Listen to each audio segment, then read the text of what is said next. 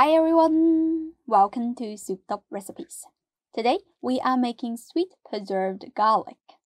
I'm using 5 whole bulbs of garlic today, about 340 grams. Remove the outer layers until you can see the cloves like that.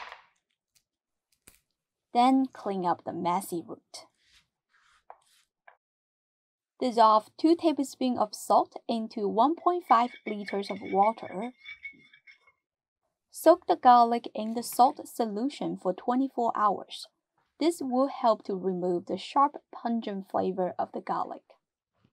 After soaking, drain the water and rinse the garlic with clean water. Let it air dry overnight. Next, we will make a pickled brine. In a sauce pot, add 142 grams of sugar. You can use white sugar. I use this light brown sugar because I like its color. It makes the preserved garlic beautiful. 1.5 tablespoons of coarse sea salt. If you use fine table salt, you only need 1 tablespoon plus 1 teaspoon. Pour in 213 grams of water.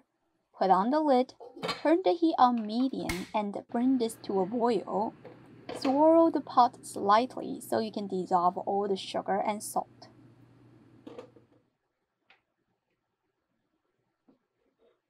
Let it sit with the lid on for at least 2 hours or until it cools down completely.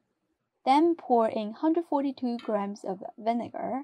I'm using apple cider vinegar because I like the fruity flavor that it provides. You can also use white vinegar. Boil a jar for a few minutes to kill the bacteria. Put it in a 180 degrees Fahrenheit oven for 15 minutes to dry it thoroughly. Take it out, and we are ready to put the garlic in. If the mouth of the jar is not wide enough, it's okay to break up the cloves, but mine just fits, so I didn't need to do that. Pour in the brine. The amount that I gave should be enough to cover all the garlic. If not, you might need to make more brine.